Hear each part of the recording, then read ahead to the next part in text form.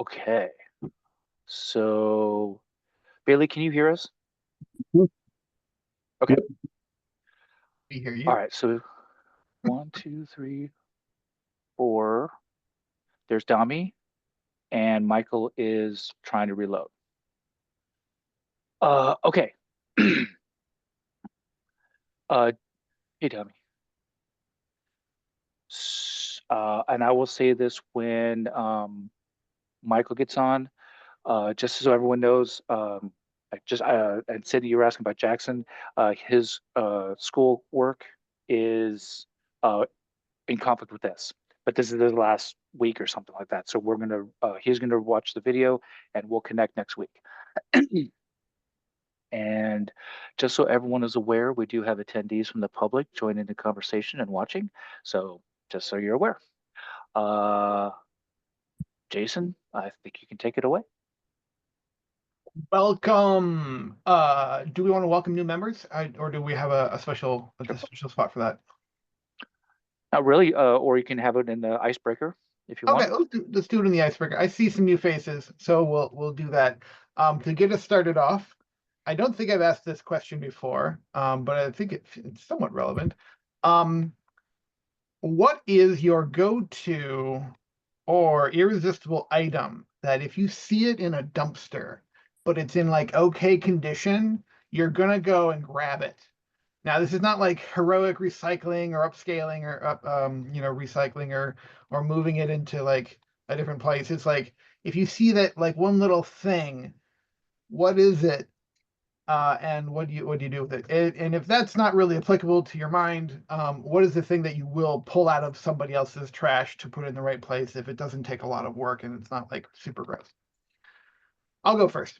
I think like if I see like usable wood that's burnable, or like you could still do something good with it and it's not gross, I sometimes grab that. And like electronics, either because they're not in, it shouldn't go in the trash anyway, or it's something I want to try and hack and pull apart to do something else with, like chip tunes or see if I can jailbreak something. Anyway, I rarely get that to work. I will go with Sydney. What do you do if you see something like Yeah, interesting question. Hi, I'm Sydney for the new people. that? I would say any like cool art I would grab. Like you can't really see my background right now, but I love like any sort of art. Like I make art, and so if I can put it on my wall or something, like I'll grab it. I'll pass it to Charlie. Okay. My first thought was if it was alive, I would pull it out. So if it was a baby or a kitten or a puppy or a full-grown dog, it doesn't matter. A bird, I don't care. That's my first thought, and I think pretty much everybody here would pull them out if they saw them in the trash, but they do end up in the trash. Uh, and I do tend to like if something is recyclable, I'll pull it out and put it in recycling. So And then popcorn that to whoever else you see in front of you. how about James? Hi, thank you. My name is James. I'm with Community Development. I think my answer to that question would probably coincide with Jason's. Anytime I see project wood or something I can make something out of, that's usually a treasure for me. So I'll pull that out. And I'm gonna pass it over to Bailey. Great. Fluorescent tubes are the thing that drives me nuts when I see them, and I've been known to pull them out of dumpsters when I find them in there. Let's see. How about Ankit? Did I say it right? Yeah, that's right. Hello, everyone. I'm Ankit. Okay. Anytime I see a plant and a pot, I just grab it. So I recently rehabbed one plant and I was successful to some extent. So I love it. Yeah, let me pass it to Son. Sure. I love cycle. So if I see bicycle parts or something in there, oh yeah, I'll dumpster dive that till there's no tomorrow. So, Awesome. Dami? Hi, everyone. Okay, so for me, it's also gonna be anything that is recyclable, and I'll go for plastics and thank you. I think Maura is the only one left. If she's still here, she can participate. She wants to. She's actually in a staff meeting. Okay, I won't Yeah, bother her then. She said, "Okay." I think that's everybody. Great. Thanks, folks. That was enlightening. And next month? Yes. Volunteers.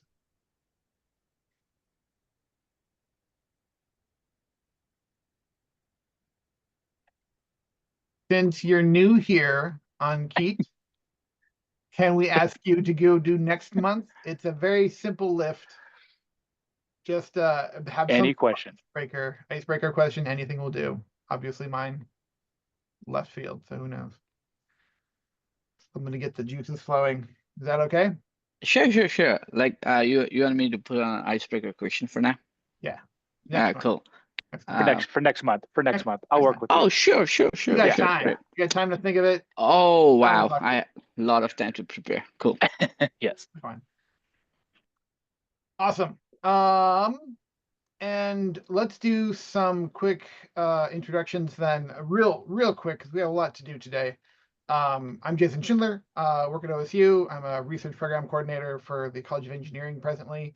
I worked in a number of places, environmental toxicology. I'm an analytical chemist by training, and have a degree in environmental arts and humanities and focusing on environmental philosophy. So that's in a nutshell where I'm coming from.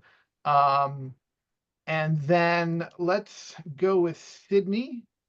Can you give, I think you did a little bit of an intro, but let's go through the people that are here on the call. Yeah, hi, I'm Sydney. I am a student at OSU. I'm studying public policy.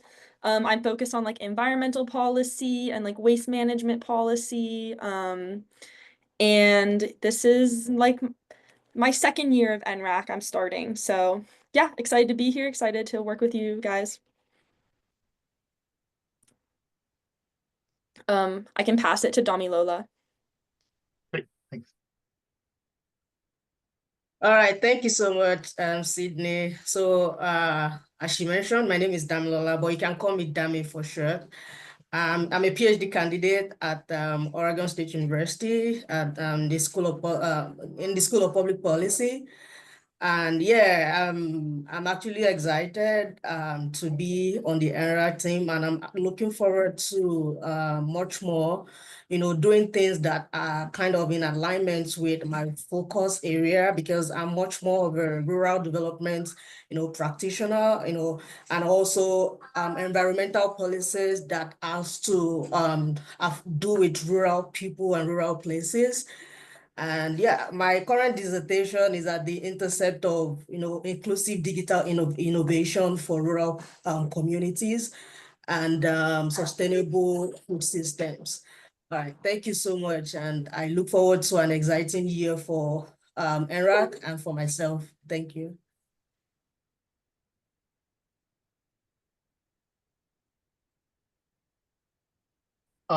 Sorry, so I'm gonna pass it to James. Sorry, I got distracted. Sure. Yeah.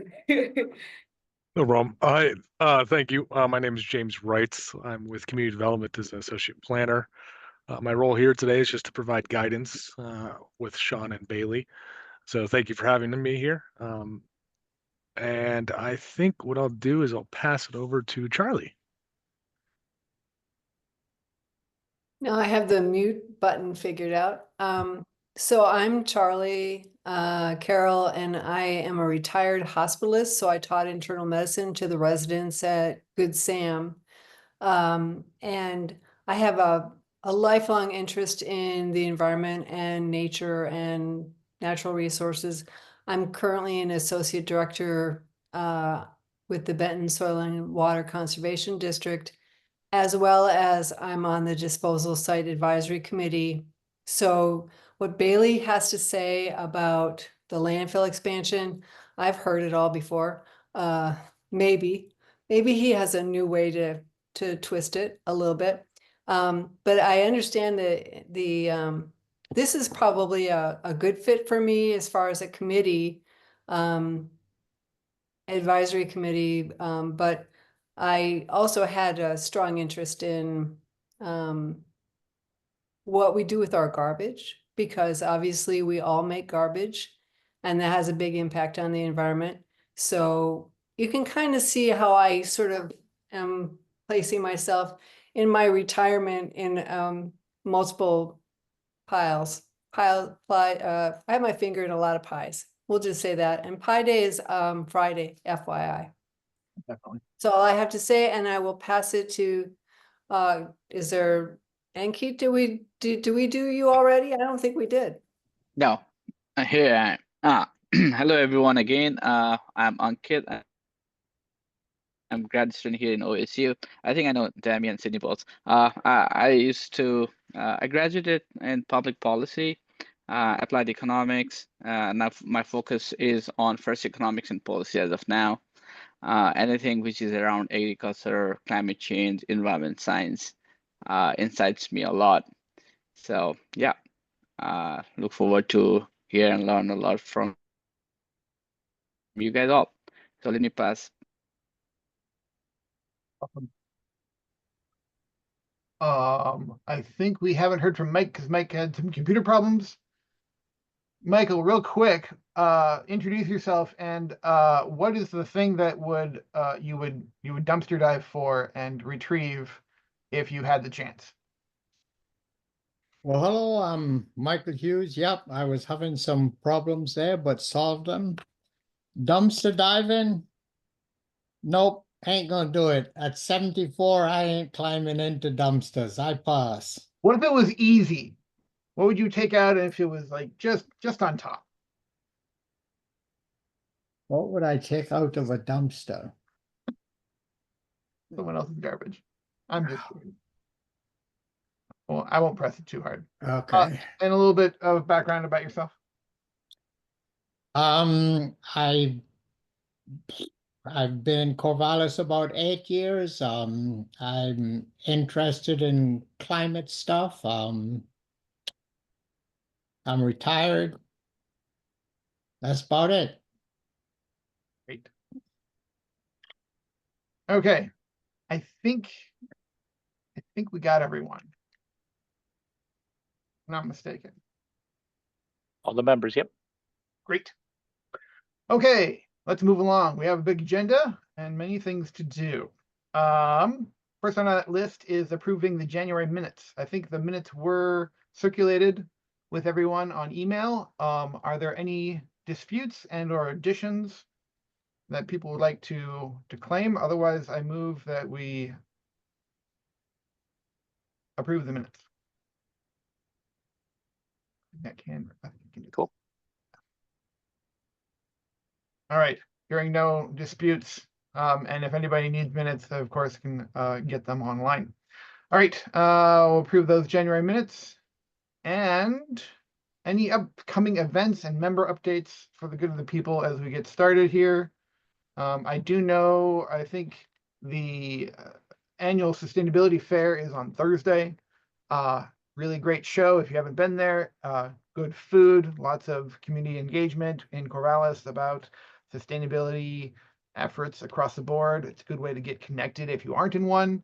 Highly recommend it. I don't know if I'll be able to do it because it goes right against bedtime for my little one, but I'll see what I can do to make some of that show. Good time. Anybody else? I have a question. Oh, does anybody know about any like Earth Day events going on in Corvallis or Benton County? I was trying to look around. I didn't really see a lot. I agree. There used to be some. I think the sustainability fair kind of sucked a lot of things up as far as events go. Okay. I can look at our natural areas and parks. I know they have, and then the coalition does have events that are scattered in their events calendar, but I can make a note to myself to distribute that.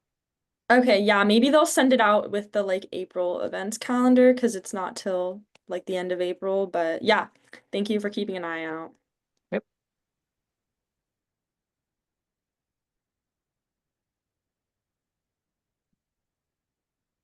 Alrighty. Anything else, good people? Corvallis Environmental Center usually has something. So we'll see what they have too. They have a Planet Palooza. Planet Palooza. Oh. Mm-hmm. All right. Let's move along then with our next on our agenda is the Sustainability Materials Management Plan, the SMMP, with Sean and Sydney. Cool. So I've been updating you on this since the summer. The full task force met, and Sydney, jump in if I say something completely idiotic. So we met on, I think it was January 29th as a full task force. At that meeting, we identified and confirmed 4 subcommittees and just kind of had an overview of where we're going and the structure. And then the 4 subcommittees, food and organics, built environment, products and packaging, regional solid waste management. Those are the 4. Then the second half of the meeting kind of went in different parts of the lobby and things, and just kind of started the conversation, membership, how they're going to be addressed. So then each of those 4 have already had 2 subcommittee meetings, and the facilitator is fantastic. They have a Canva board, so we virtually. They had questions and prompts, and so that was really good. So the next question was, what were going to be the 3 to 5 focus areas of the subcommittees, because we can't do everything, and so focusing on that stuff. And then that meeting and the next were more like strategies and issues and getting into the consequences and opportunities for each one. And so it's been really exciting. And a couple of things we want to say. One is that there are more members in the subcommittees than in the task force, so we're starting to get regional experts on those 4 topics, and it's been really great. I think, and I'll let Sydney, because I know you're on a different subcommittee than I was. I'm on the built environment and the regional solid waste. And just as a reminder, the whole intent of this is to take an assessment of where we are when we look at material management, not exclusively solid waste, but material management, and to start seeing where we are, what we need to do to increase efficiencies, start to reduce our just construction development of materials, which is really great. It's really a solution-based approach, and starting to look at what we're doing. DEQ is an active member, governor's office, and so that's been really exciting to get the attention at the state. And I have one more little nugget, but I'm going to let Sydney get her perspectives on the subcommittee you're in, and if I missed anything you think germane to the committee. Yeah. So I'm on the food waste subcommittee, and we've had 2 meetings so far, and we did that same Canva project that you did, Sean. And we I can't remember. I don't think we narrowed it down yet. I think we were waiting until next time. But yeah, we just had some good discussions about like the most important topics. I know that like upstream waste is one of the big ones, and then like composting, like regionally and like locally was really important. Trying to think about what else. It was so long ago. Um, and I don't know. I think that's it. I came late to the meeting, and so I don't know. We didn't have that big of a discussion. It was a lot of people had a lot to say, but we kind of butted heads when it came to narrowing the topics. So I think I'll have more after the next meeting. Great. Yeah, it's been, and again, one of the things that I've shared with you, that when Bailey and I did our interviews over the summer, unfortunately, there's not a whole lot of conversation and counties talking to each other. Some of that is capacity issue, um, and some of it, yeah, they have just enough time to sign a franchise agreement. They just have enough time to do this and that, and they don't really have. Now, the exceptions obviously are Marion and Lane and Metro and the big ones. So, So very exciting of how it's actually starting to move. We're getting, ideas on paper and we're starting to move forward. Again, the SMMP stops on June 30th. And that is going to basically, we are building a springboard for who's going to take it next. And that's the really great thing I wanted to share with you. Our Benton County representative, Finger McDonald's, dropped a bill in that will create a regional solid waste task force. And it explicitly says in the legislation to pick up where we leave off, which I think is really great. We didn't really have any specific expectations of that, but either legislation or whatever it was, but it's really great that she's picking that up to start looking again, regional. It's not just one facility or one item. This is Coffin Butte influences Marion, influences Metro, and like you've heard me say, it's kind of a Geppetto scenario. Everything is connected. This is a system. This isn't in isolation. So, super excited about that. So, questions? Cool. Okay. Over to you, Jason. Okay, the big stuff. The Coffin Butte conditional use permit application, the CUP. We have been tasked, as you, I believe, are all aware. But for those of you who are new, and I think you came here knowing full well, I hope, the Coffin Butte conditional use permit has been deemed complete, and NRAC has been tasked with taking up that review for sending for review to the Planning Commission and ultimately the county commissioners as part of Benton County Board, as far as I understand, if that's correct. Please correct me if I'm wrong. So we are going to talk about that for most of this meeting, because this meeting and next are our fundamentally scheduled time to go over this and plan what we need to do.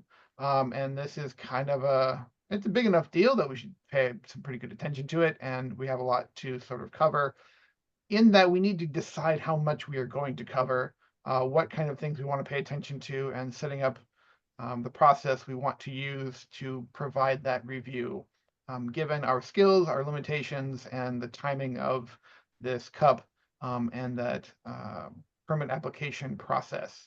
I think Sean has sent out all these materials on email, as far as the many pages, 1,000 or so pages plus of things we can review for the application, the revised application materials, and sort of the executive summary. We should talk about some of that. I have a list of some talking points, and deciding how we want to take action on that, the process we want to do to develop our plans, our writing, that response between now and the vaguish date of we need to get that done within, I believe, 60 days or so that the Planning Commission can have it, review it, and then that goes on to the Benton County Commissioners. Did I get that right? We're going to get into all those details. Great. We're going to start off. That's my preface. I'll hand it over to Sean and those in attendance to detail that. Sounds great. Thank you, members. Really appreciate it. Just as a reminder, we are being recorded, and there are members of the public that are watching and listening in, just to let you know. Okay. So what we're going to do is I'm going to take the first cut at just kind of providing overview. James is here. He'll go over some of the specifics of what you need to address as far as the CUP application. And Bailey is going to give kind of an overview of the application, so you don't need to read the hundreds and hundreds and hundreds of pages. So that's our intent. We met where I think we can get through this in about 10 minutes, but I'm going to start at the very end. Exactly as Jason said, you essentially have maybe 4 weeks to come up with this, and we're going to get into this. But what you need to do is today create that framework of what you want to look at, include. Can't do everything under the sun, but I want to just start with getting your head around what's going on and what we're here for today and at the April meeting. So, catalyst for this, quick history, because the last time we really talked about this in any depth whatsoever was last summer. I think Bailey came and gave that. So it's been off again, on again. The catalyst is that Republic Service submitted a conditional use permit, or CUP, to expand their Coffin Butte landfill. Historically, that would be a solid waste advisory committee role to look at this, to provide recommendations to the planning commission. Because they are not, there is no SWAC right now, NRAC was tagged with developing that recommendation. And we're going to get into the specifics. So the task is to review, think about from your perspectives, identify framework, research, whatever you feel is important, is to develop a recommendation to the planning commission to approve or deny the application. And that if you do say approve, you could also put conditions on that approval for the planning commission to consider. I'm looking at James. If I say something completely idiotic, hit me hard, brother. And so that's the purpose of this meeting. Timeline is there is no set timeline yet complete. If I'm crystal clear, that 58-day extension is on Friday, and soon that the list of, counting all the days is going to be developed. But there's nothing final right now. But as Jason said, if you start doing the days, it's probably going to be late April, and you will only have one more meeting. And so that's why this is pretty quick. I think that that's a really nice opportunity for you. This isn't something you're going to dwell on for months and months and months. It's capturing your perspectives, putting into a framework, and thinking about it, and what's your recommendation. And then we can go back to putting solar panels on houses.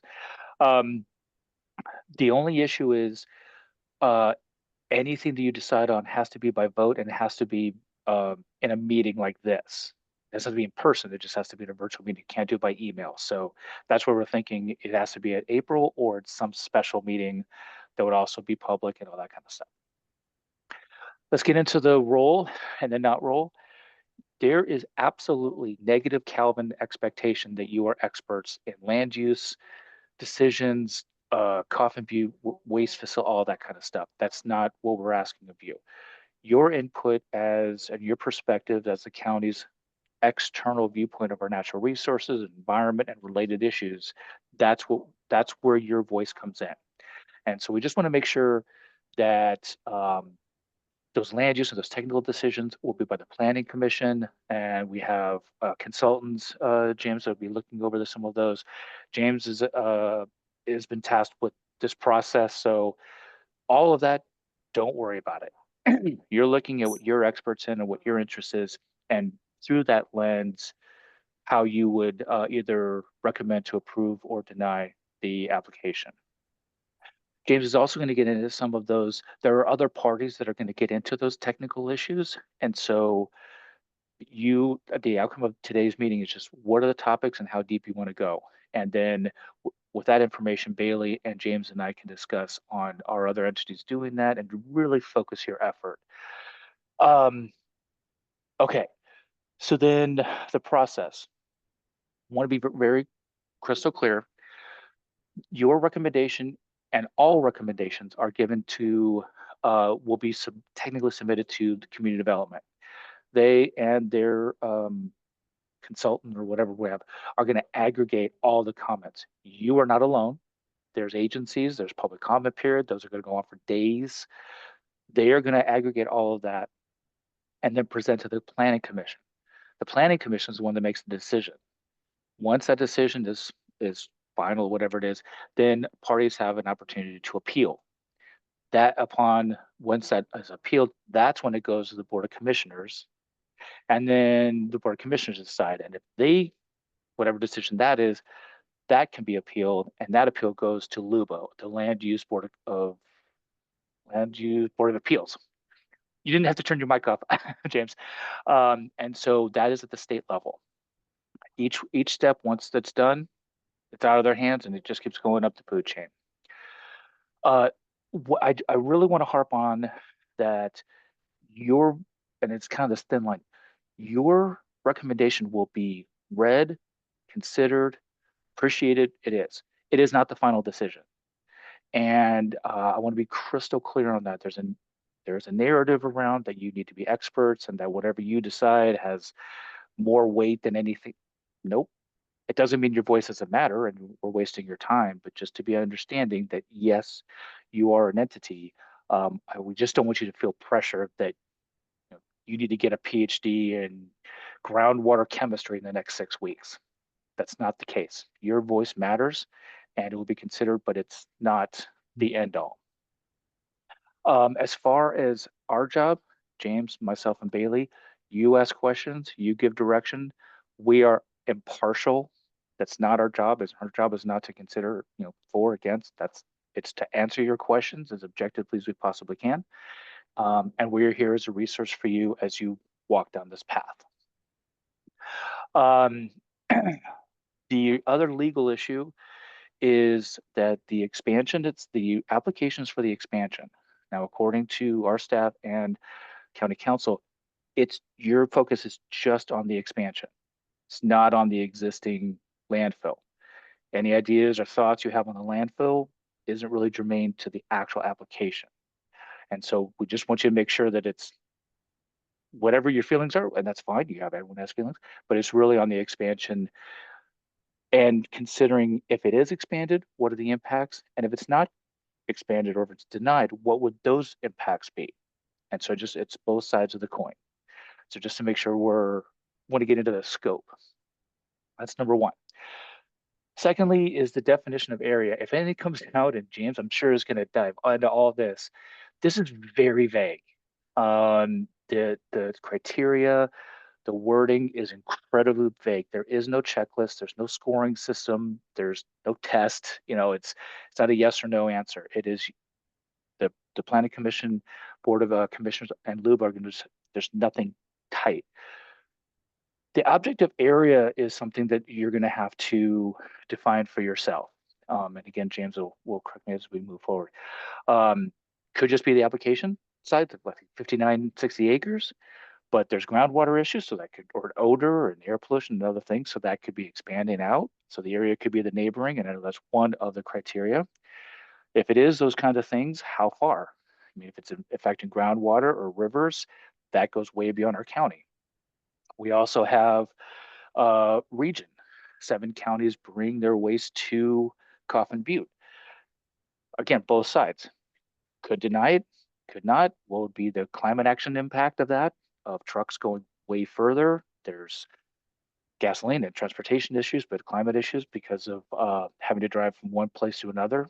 Tillamook and Lincoln are also sent. So where would they go? It's something you could consider or not. This is up to you. So one of the early things is what's your area? Because that's not defined. I see James is shaking his head. So, and also the length and so the next point is the length and the depth. There were questions back in the summer when this first came up, are you all writing a Dickens novel or a thesis on every little detail? No. You saw Solid Waste Advisory Committee's recommendation last time. They focused on rate paying. They were on the other side of how does that affect ratepayers? That if it's not, rates could go up and those kind of things, which is in your purview as well. And it's one page. You saw it. It was just a paragraph.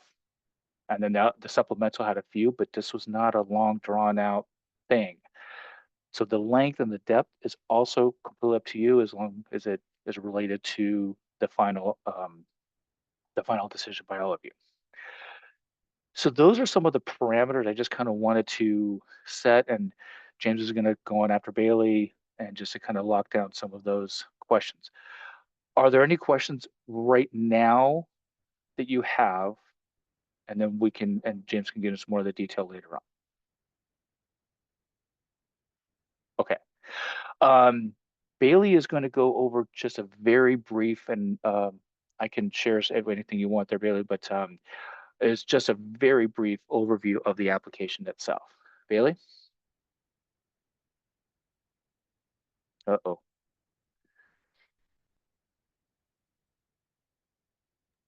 There we go. Sorry There about we go. that. I have been having computer issues today for some reason, so sorry that my picture isn't available.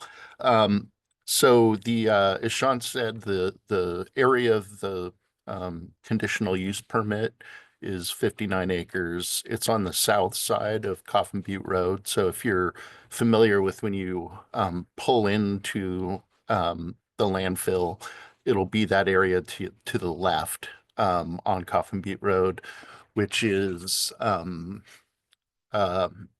currently that's where the flare and one of their leachate ponds is located. I have a map to show you the layout and Yeah, I'm trying to get that on. great. If you can do it, go for Again, it. Oh, there it is. yeah, it didn't give me a share option. How's this? They're Can you also? also, yep. Okay. So you can see in this illustration here, it's that green area to the left. So it would go up the hillside. That would give the landfill an additional 6 years. So they're estimating that there's about 12 years left in its current configuration. That includes an expansion into the quarry, and this would add on 6 more years. If you'd like to see the plan itself, it's quite long. I think it's like 1,100 pages or something. But those links I can make available to Sean to send out to you. They submitted their initial application, and then the county requested more information. So there's an updated version too that highlights additional information that they added. Am I forgetting anything, Sean? I don't think so. I think again, we wanted to just give you a very, very, very big overview of kind of what we're talking about. James, do you want to hit some of the more detail of the criteria? Sure, happy to. So, I'm going to reiterate a lot of what Sean says, so bear with me, but I'm also going to go a little bit deeper. And so, as Sean mentioned, there's no checklist, there's no scoring system, there's no expectation from any individuals here that you're expert planners, you're extremely qualified in these. This is to gather a feel and your input along with other individuals' input, as he mentioned. So that being said, there is some there is some guidance within our code that you can use to help navigate your review process. And it is within our Benton County Development Code. It's chapter 53 to 15. And this is where 3 main questions really come into play is, does the proposed use seriously interfere with the uses on adjacent property, with the character of the area, or the purpose of the zone? And as Sean's mentioned, there is no definitive region for area. That is up to your discretion on what you would like that to be.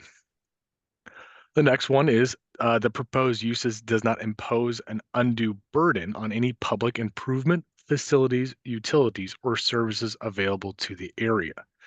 I'm going to stop there for a split second, is because, again, it defines area, and that is up to your evaluation. There's also other entities involved in this for their review too. So it's not just NRAC, but we have ODOT, Oregon Department of Fish and Wildlife, DEQ, and Oregon Water Resource Department.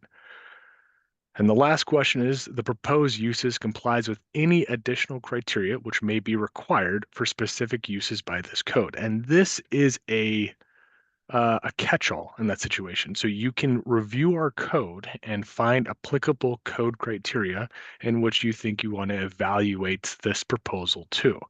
I'm going to help you a little bit and point you to specific chapters. It's chapter 51, which would be our definitions. Chapter 53, which would be our review process. That's where this one comes out of. Chapter 99 is our specific uses. 91 is specific uses. Chapter 99 is general development. And chapter 77 is the landfill zoning chapter. I just recommend at the very least reviewing. Again, there's no requirement or any expectation of anyone becoming an expert in any of these, but just having some familiarity to help navigate and guide you towards your review process. Conditions of approvals, last thing I'm going to mention is there is a section, it's 53.220. It's actually the section right after this. And don't worry, I'm going to draft up an email with all the code sections and send them to Sean to send them to everybody.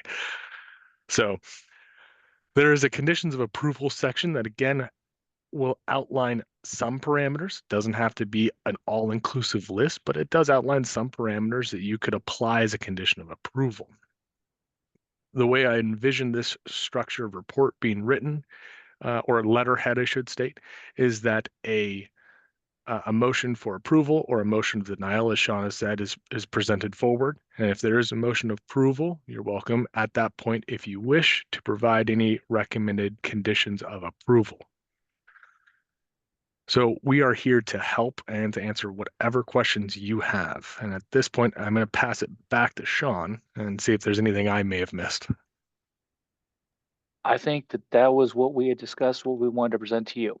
I'm at this point, you know me. I'm active in this. I don't, Jason, you're the chair, but we are a little more reactive.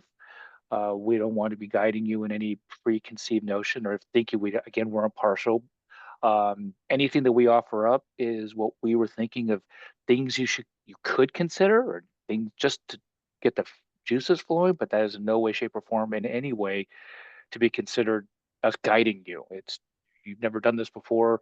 I don't think you've done this before. And so that was the only reason. So I would recommend, Jason, if maybe start up with questions, but the outcome of the next 40 minutes or so is to identify topics, give us a framework, and within that framework, what are questions, things that you need?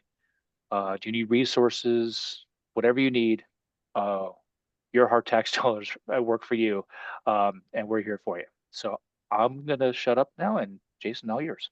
All right, great. Thank you, Sean, James, and Bailey. Much appreciated.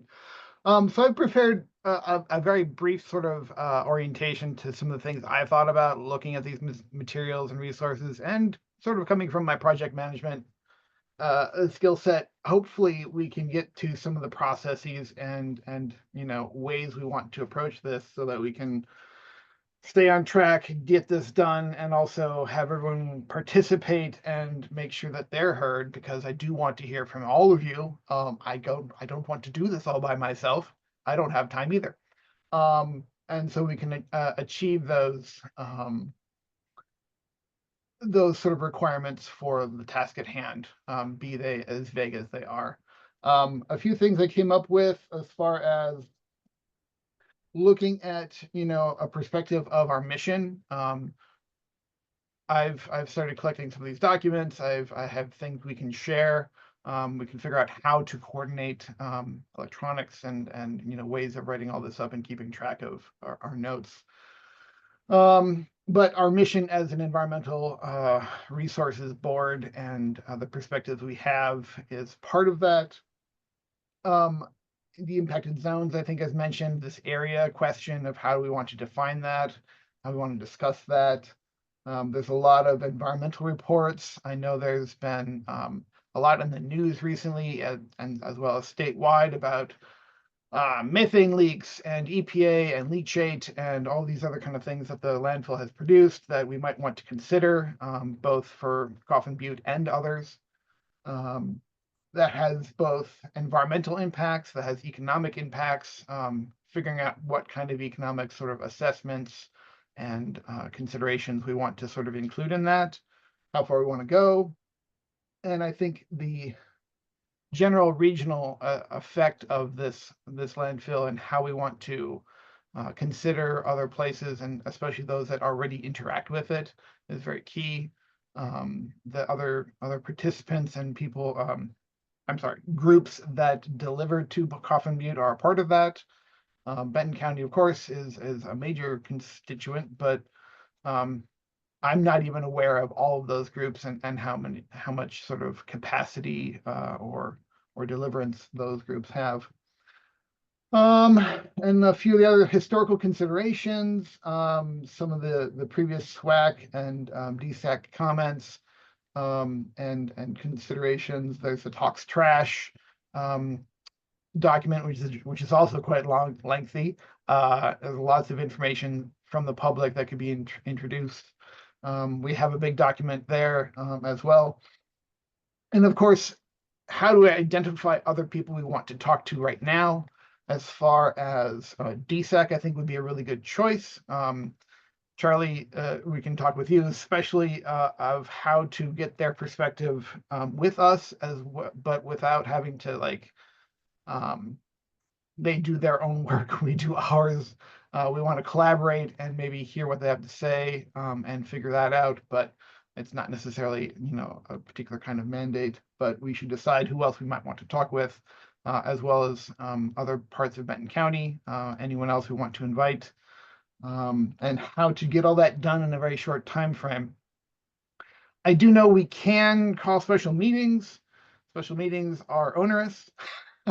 But at the same time, if we need to schedule space for us to meet, that to make certain decisions, that can be very key.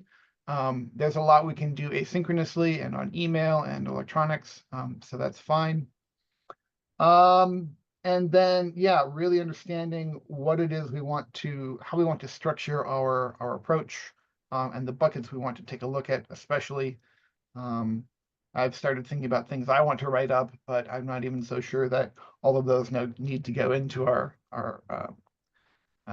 recommendation. It helps me orientate my thoughts about what we want to accomplish. So I'll kick it off there and open the floor and give that some space to hang out as we discuss further.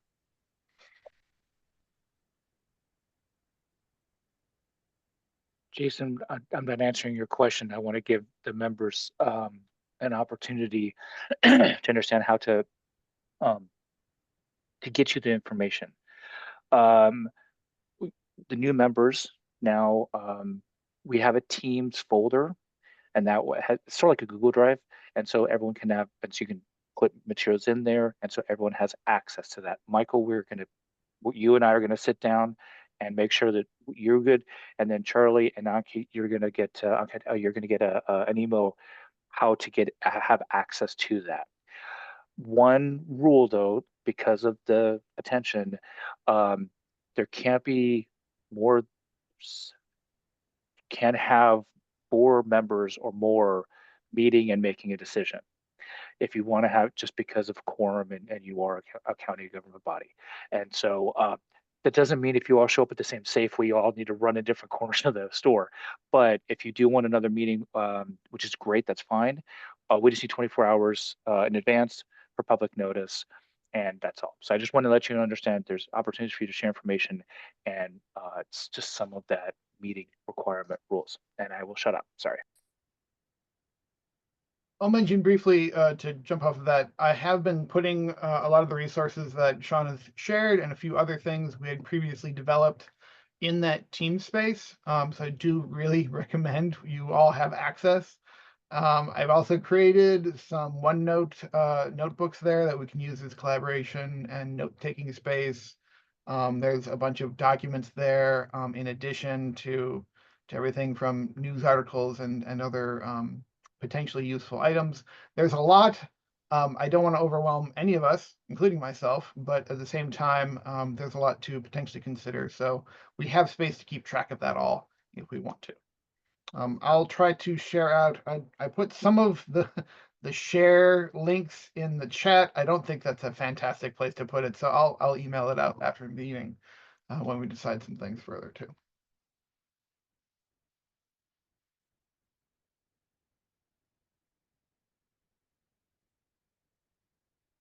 Maybe to help simplify some of our questions, what are people thinking they want to look at for this application? Damiola, you've had your hand up. I'm sorry.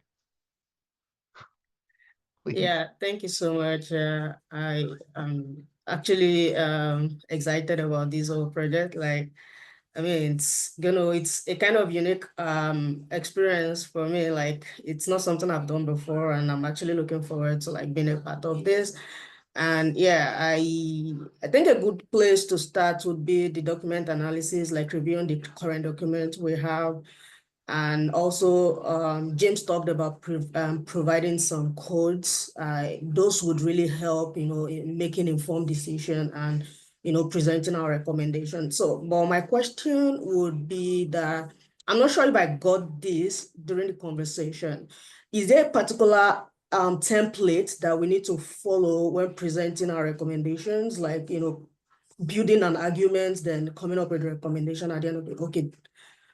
Yeah, so The answer is that was no, my question. Yeah. Jason. Okay. There's nothing. It's a letter. It's a recommendation. I could spruce it up with maybe a header of Benton County. I mean, I could make something up for you, but We no. have letterhead, but That's right. James, correct. There's no template. Correct. And just to add to that, the only thing with the code section that I mentioned earlier is, again, just to preliminary start the guiding of you of what questions would you like to ask within your committee. Right. Yeah, sounds good. Thank you. Let's go with Charlie. So I have strong opinions about this, because I do have more information than you guys do. And I think it would be worthwhile for Bailey possibly to share some of the recent EPA investigation information with the committee so that they can look at that. And there's also my understanding, and I have looked into this at some length, the DEQ is about 6 years behind. They have delayed again the Title V air quality reevaluation for Coffin Butte. And the last time they issued it was based on just local collections, not when they started to expand and take in remote stuff. So when they started taking Tillamook and places in southern Washington and all of that. So Title V air quality. So I think our decision would, in terms of environment, natural resources, air and water quality, I think are both, I think those are very important pieces. And maybe the big piece that pulls it all together, and everything that happens locally happens regionally and happens nationally and globally. So I'm going to be kind of a big toxicology kind of person as well, is what I heard Jason say he does. And I'm sure a lot of people are concerned about. So I'm going to that's all I'm kind of wondering how you put the columns like air and water. I would put soil in there too, because I'm part of the Soil and Water Conservation District. But I think water says enough because, whatever. But we know the EPA has made a bunch of rules. They can't really do a lot in the current administration. I'm sorry if this is not legal, but I'm going to talk about that a little bit. I think the current administration is going to kind of put a chokehold on the EPA for the next 4 years. So if that's the case, then we have to be kind of in front of it. That's all I wanted to say. Thank you, Charlie. That I agree with that a great deal. My background in toxicology, I actually have worked with Jennifer Field, who's on the DSAC committee as well, and respect her perspectives immensely. She has taught me a great deal. And I agree. I think because we're NRAC, our attention to air, soil, and water quality, and where that ends up going, because while the landfill itself may be contained in a sense, or should be, understanding what levels of that containment are actually employed. The error analysis is suspect as far as between the EPA inspection reports and the backlog of what you mentioned with DEQ. It's a good question we need to assess very closely, I think, and I think that would be a very good area of focus for our report and consideration. That said, too, the overflow or how do I want to say this? Like the understanding of where things go from the landfill, such as leachate, and where that ends up. A lot of leachate comes out of the landfill and then goes into other municipal water systems, is not to be ignored. And while it is treated, that doesn't mean that everything gets attended to in the same way that might be important to consider when we look at expansion, when we look at what other aspects are happening to the landfill for this, this use application. So great. Yeah, thanks for your comment, Charlie. I think that that is all super important too. And I just like for brainstorming, like I think maybe we could like break down the recommendation into like sections, like we can kind of like outline it right now as a team. And I think like a great starting point would be like in the environment effects section. And so land, soil, water. I don't know if leachate would be added to that section or in its own like I guess like output section or something. And then like I don't know, something maybe like economic impacts and like regional impacts because of how much different waste comes in to the landfill. And aside from that, I'm not really sure if anyone else has any ideas of what we could kind of break down into little groups. Um, yeah. One thing that came up in some of my research too, and I think we covered this a little bit, and it's gotten some traction as well, is I need to educate myself. There are statewide things in motion as far as I believe Senate Bill 726, as far as the bill to introduce more methane analysis and improved methane calculations as far as what is being released and how and when is a new measure that is trying to get traction in the state government to be able to look at what has been happening and to address some of the loopholes that allegedly at least have been um, a problem with the amount of calculation about what is actually getting released from Coffin Butte. I'll say that at least. So taking a look at some of those articles and what is being argued with the state level is probably important too. I think there's a deep hole we could dive into, a deep well of political analysis that would hamstring us thoroughly. But at the same time, looking at what other aspects of regulation and some of the other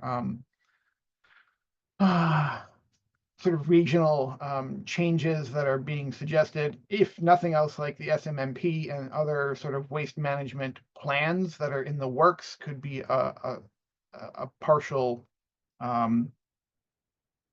perspective as far as what gets used and what gets put into a landfill. So if we had more recycling, that might, change the calculus in some way, shape, or form. So looking at some of that might be nice.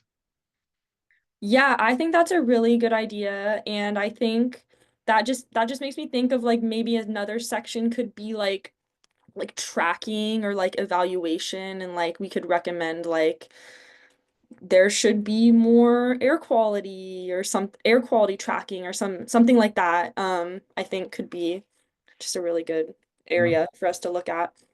For example, then, if we are having this area of like air analysis as a section, does it go into that, or is it a like air, water, soil, leachate, economics, regional impacts, current initiatives to address other issues with landfills at the statewide level and other regions, other waste stream management? Does the monitoring sort of fit into those buckets that we have?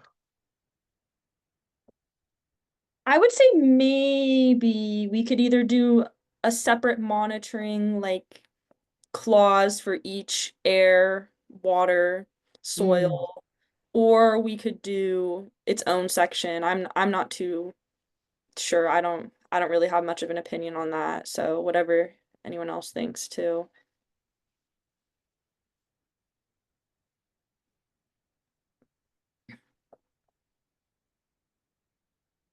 I'm not sure if people need to raise their hand if they just want to shout Yeah, out it's the fine. main. Sometimes I'm not looking at you. I have too many notes in front of me. Go for it. Okay. All right. Thank you, Sydney. I think that's a very good one, having a kind of raw format, for presenting our recommendation. And I think one thing the codes that James talked about would help us do would be to be able to present a section on regulatory compliance, because we want to see if how compliant, the current operations are with the regulations that have been put in place before now. And as Sydney said, they want to look at the environmental impact and also social and economic benefits is also something we can look at. And also we should have a section for stakeholders, consideration. So what's the public saying? What are the residents saying? What are, the key stakeholders? What are their opinions? We want to capture these, before taking a stand for or against. So that's basically what I wanted to say.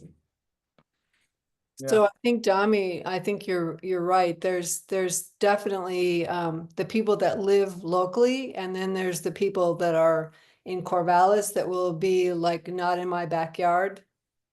There's that piece as well.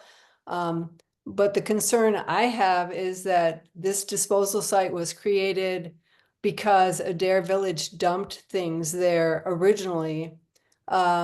And it kind of ended up in the middle of a wetlands and in a not a good location, let me just say. And just because we picked a bad location doesn't mean we have to stay with the bad location. And no matter how much plastic liner you put on it, it's not going to get to be a better location.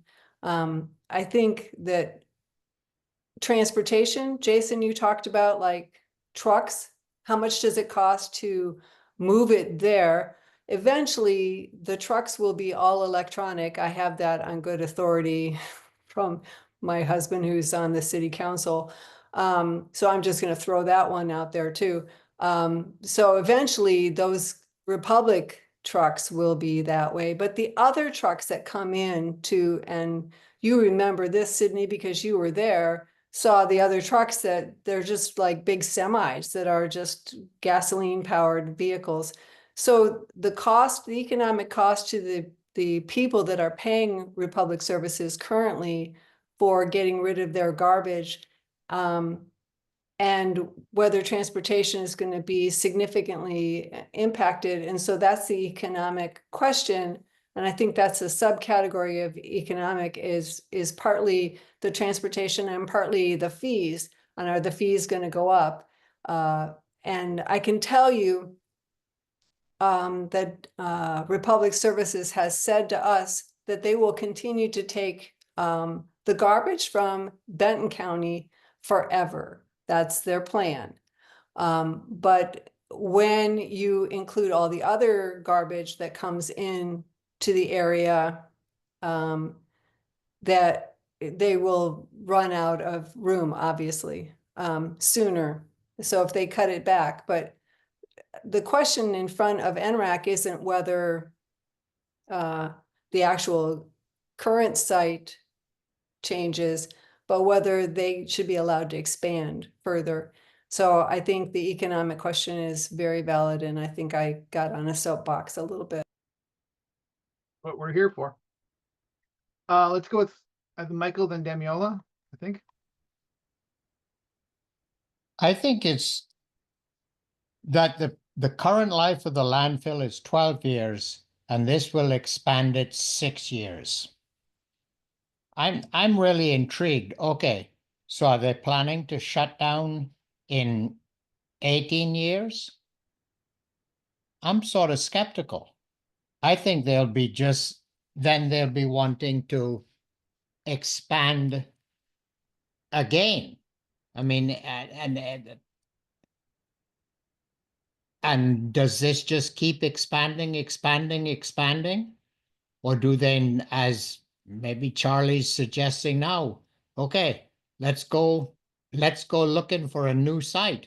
And maybe if they commit to, okay, 6 more years, that is it, done. This site is closed and put to rest. That's, to me, one thing.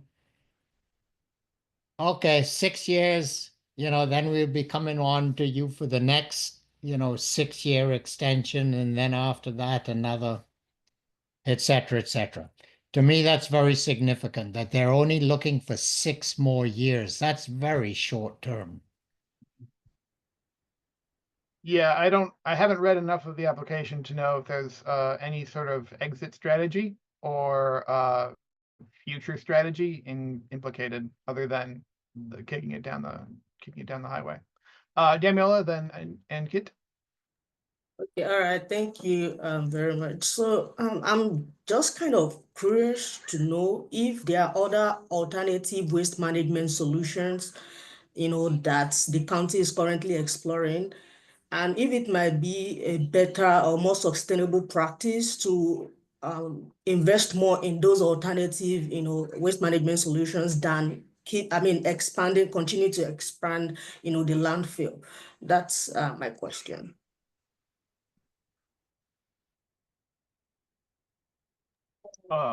Is that a direct question, Jason? Yeah, let's do that, and then we'll add it into the pile of maybe we should also consider that generally. How about in order so we can discuss inside, if you have a specific question on what the county is currently doing, I'm more than happy to answer that, but I also don't want to guide the conversation. So you tell me if you want me to, or you're just compiling questions, which is great too. That's not an either or. Daniela? Okay, yeah, all right, thank you. Yeah. So why I actually asked the question is so we can, if there's because we're talking about the template for the recommendation. So if we can have a kind of comparative, analysis of the pros and cons of expanding the landfill on the pros and cons of seeking alternative, especially if there's something that is currently being explored. Yeah, thank you. And I'm going to just say, I think what Dami said is very reasonable, like alternatives. What are the alternatives to expanding? Is there some other way? And I think I heard Michael kind of talk about timeline. So that's a category. Timeline and alternatives are both pieces that might be looked at. Yeah. And I'll just jump on that real quick before Anit and Keith. There's an analysis of network effects with most of these considerations as far as if there's an approval or a refusal for the expansion, then that kicks certain other aspects of what does the timeline look like for both Coffin Butte? What does timelines look like, and where does trash and waste go in different streams for the community, and what pressure does that put on other avenues as far as what gets done both locally and sort of regionally? And Kit? Oh, great. Thank you so much. Oh Lord, there are a lot of information flying around and I'm trying to absorb as much as possible. Welcome to your first day. Good luck. I know. Okay, so I totally agree, and it's so much exciting to learn about so many stuff. And then I totally agree with what Charlie just said about having a landfill site just around the watershed area, and then no matter how much plastic you put as a protective layer, there's always some kind of leak and spillover effect having. So as a nature lover, that's never like a right side to do it. And then like Mike just expressed, like, I know the 6 years expansion, when are they gonna stop? And then this is a pretty short period if you are actually looking for expansion. So many things flying around. I totally agree with all of this thing. And then with all this, I'm also concerned about the socioeconomic impact a lot, and then community perception more, and how is community perceiving towards this expansion, and how like you already mentioned, the real near community and a little bit further away community. How are they perceiving, and so many other aspects of it. So as for now, I'm trying to absorb a lot, and then yeah, if there's anything specific, I'll obviously jump in. And I also said in the chat, the link you provided needs a permission to access. So yeah, sure. Yeah, you don't have permissions yet to the teams, I think, probably, so we'll get that for you especially. When you are in the Teams channel, you should be able to get these links I send out, I hope. Great, And great, figure it out definitely for sure later. great. That answers my question. Thank you. Great. Daniela? All right, yeah, thank you so much. So I was gonna say that giving a thought to Charlie's contribution as well as Ankit, I think one other direction to move might probably not going black or white, like not going approve or reject. We can also go by conditional approval. So if based on some of these other factors that we are, considering, we can actually provide conditions if at all, like it's going to be approved. So we don't necessarily have to go by what we approve or we reject. We can approve conditionally, like giving provided, like, okay, provided these conditions are met, then that's something that just came to mind. I feel we can also consider. Yeah. Yeah. I agree that I think you have to approve, disapprove is not really an avenue that makes a lot of sense in my mind because there's always going to be something I'm going to complain about. But that said, I think we have to develop a framework we can work with as far as what kind of conditions can we provide that gives them something to work with, that they can either achieve or not achieve or choose to achieve, to make their make the conditions we set forward. But the options are rather infinite, it seems, at this point, and the situation is so large that we have to be very focused on what we provide for those conditions so that they aren't just sort of washed over, and it makes it so hard that they can't even possibly keep up.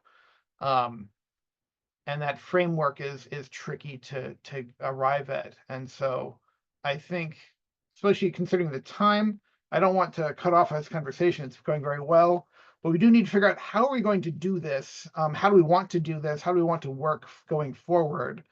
And especially things like I was planning on going to the DSAC meeting tonight just to say hi, and maybe do we want to approach them to get a further sort of collaboration set up? Is Charlie going to be good enough? I think that it's great to have Charlie on board. That really helps a lot, I think. But I want to open up that conversation as far as like, what do we want to do next? Who do we want to talk to? How do we want to work going forward and manage the project to create these kinds of analyses? I think James put a point on it, as well as Sean, that there is no criteria for making these. We can make it up ourselves. Also, that's a lot of work to evaluate things and any level of sort of fidelity. And so there's a question of like, do we just read the whole document? Does everyone read the whole document? There's 1,000 pages, it's a lot. Do we want to split things up? Do we want to focus on a few areas per person? Do we want to focus on a few areas of your interests? Or do we want to have a sort of a different approach as far as we can set up these areas of interest and then provide individual commentary and sort of synthesize that into some ideas? I think that could be tractionable. Do we could get something out of that? And then further refine that through writing process and review so that we get all of our voices in one place. And then we can sort of develop that into our final sort of recommendation letters, whatever that kind of looks like at the end. That's one way. I'll mention that, and then it looks like Sean's going to say something. And then other suggestions about how you want to move forward is key. Yeah, and James, I saw you go off as well. Um, Regardless of which direction you go, I just want to make sure that your efforts are fruitful and that can be done in 4 or 5 weeks. Great conversation. These are the conversations that Sydney can attest. These are the same things that are going on in SMMP. The question still is on those 59 acres of expansion. That's your recommendation is on that. There's a lot of information about landfills and all these things, and you're hitting all the high points of landfills. And I'm going to set Jim's up here for a second. But the focus should be on the expanded part, and I just want to make sure that you're one again that in 4 or 5 weeks. That's not a whole lot of time, but that should be the focus of what your efforts is, and not necessarily landfills in general. James, in talking with county council and community development, I want to make sure that's right. Yeah, I just want to add to that as well as while the impact of the area can be subject to whatever you see fit, the application and review of itself is solely the expansion. So I hope that provides a little bit of guidance in that situation. Yeah. Yes, then it's the question of what do we need to understand the expansion part with how the current operations go, the business as usual with how things are going to go, and what does the expansion give to all of those buckets we just sort of discussed, versus not giving that expansion purchase. Yeah, Jason, and I believe that those code criteria that Sean's going to be sharing here should help significantly be able to channel some of those buckets and be able to address those questions for each one. Yeah.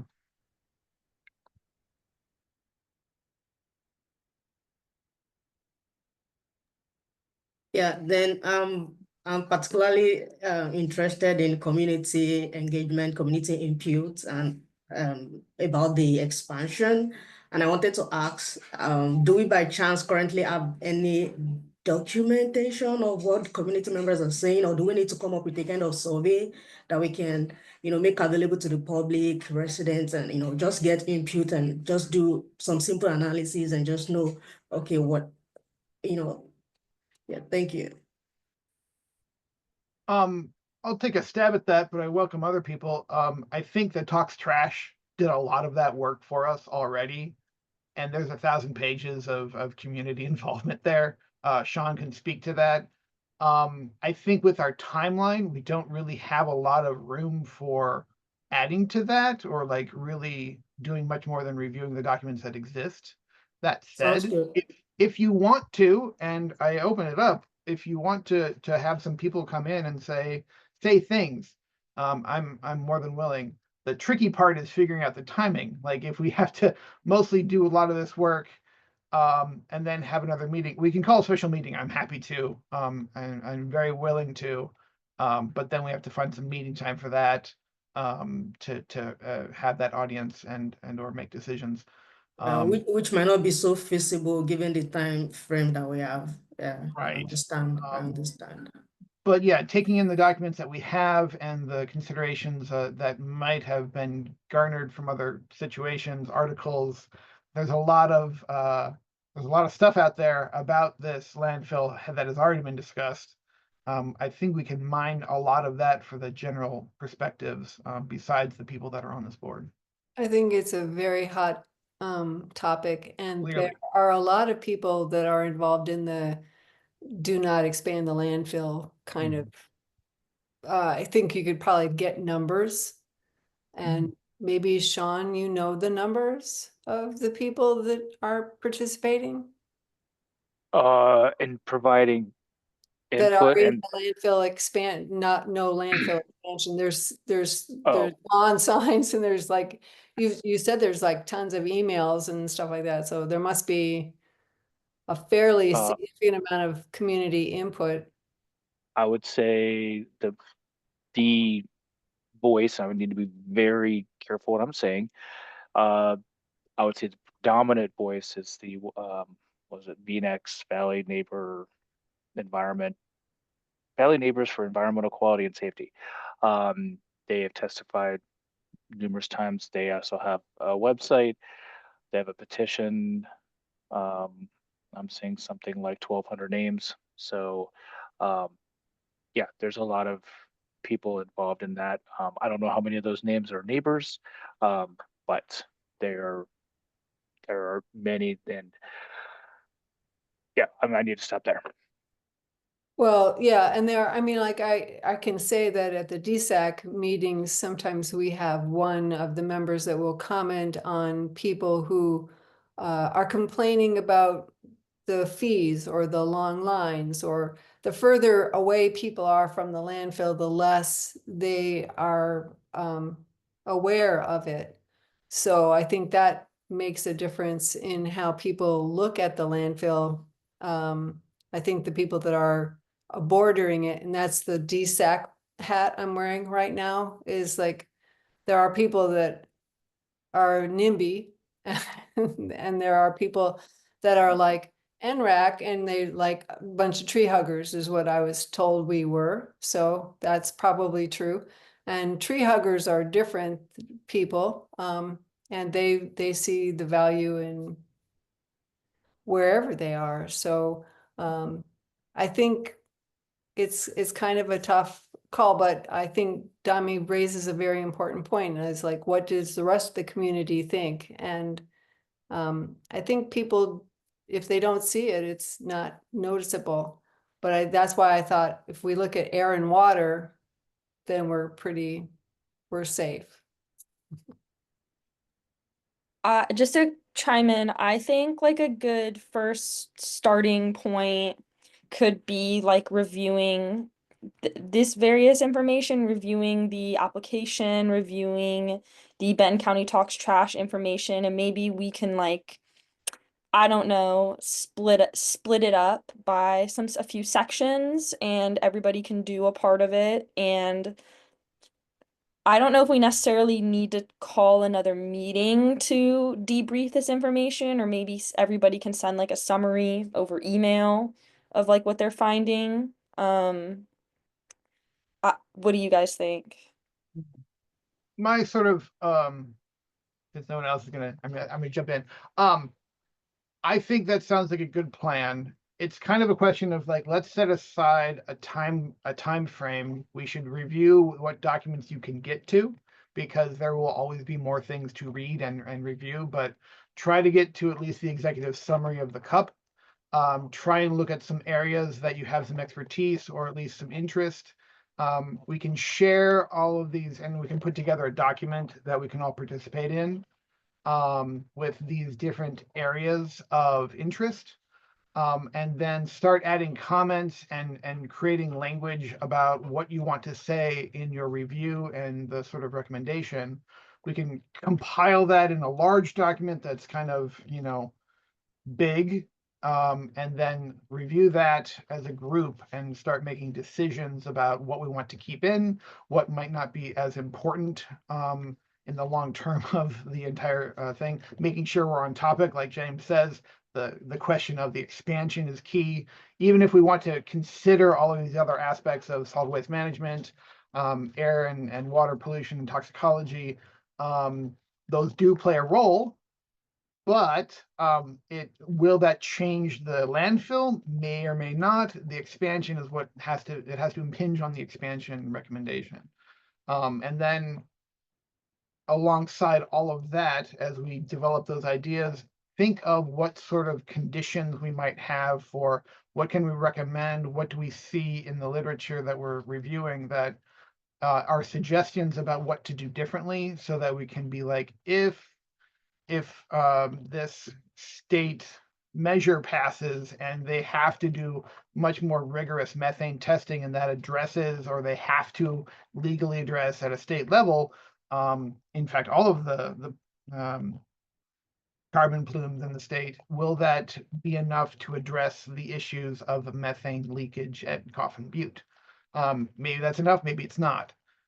So that's something we can sort of put in that mix while you're developing and adding these comments. I think, as I understand it, Sean, we can comment and talk to each other. We just can't make a decision.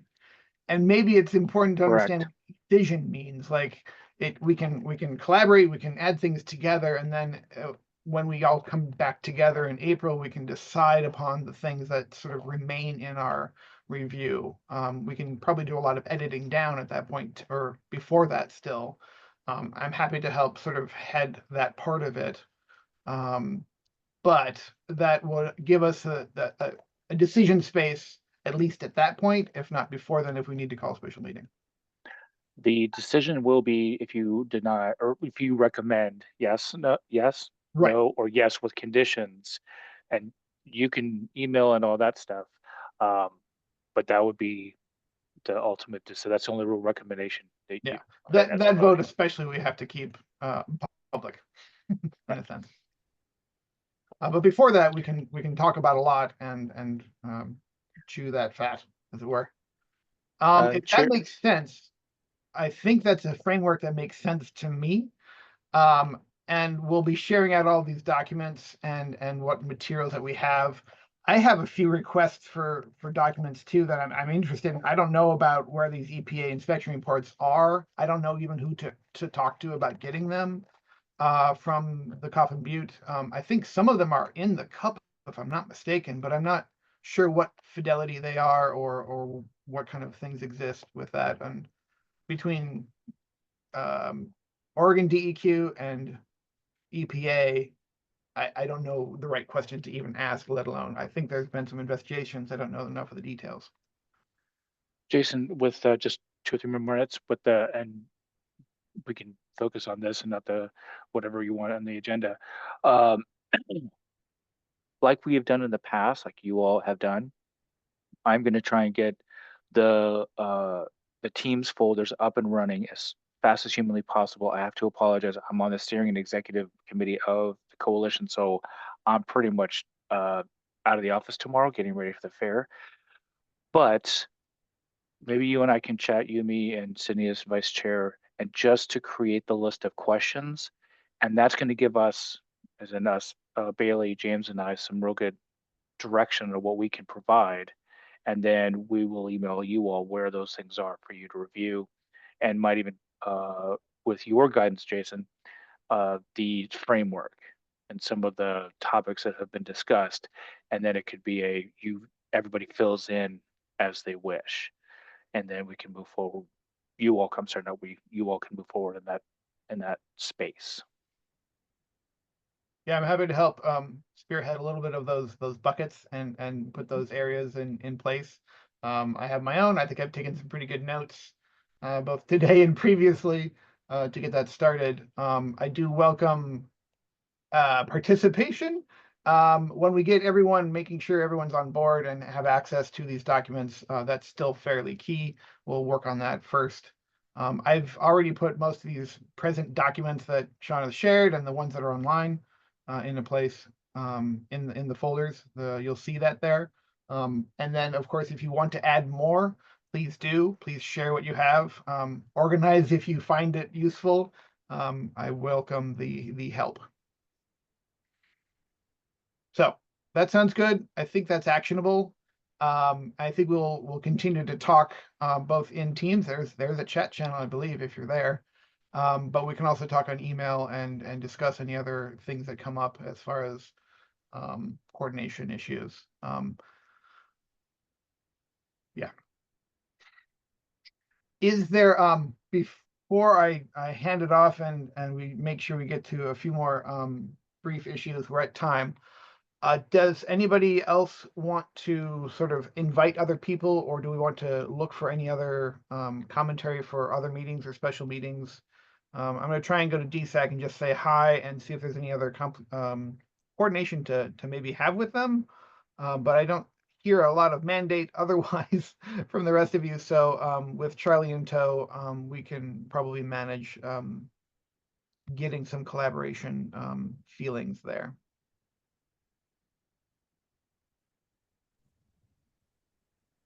Okay, great. Thank you, Jason and Sydney, for your leadership on this. Really appreciate it. You're most welcome. Okay, Sean, let's make sure we get to the last bits of any part of our agenda. Action plan development. So I think we table that till next.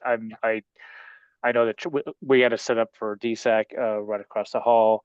So I would recommend, Chair, that we just I think you got enough on your plate for the next month or so. I think you're We're good. plenty busy. Yeah, I Yeah. don't think I even sent my action plan development document in because I knew this was going to take my time for the next couple of months.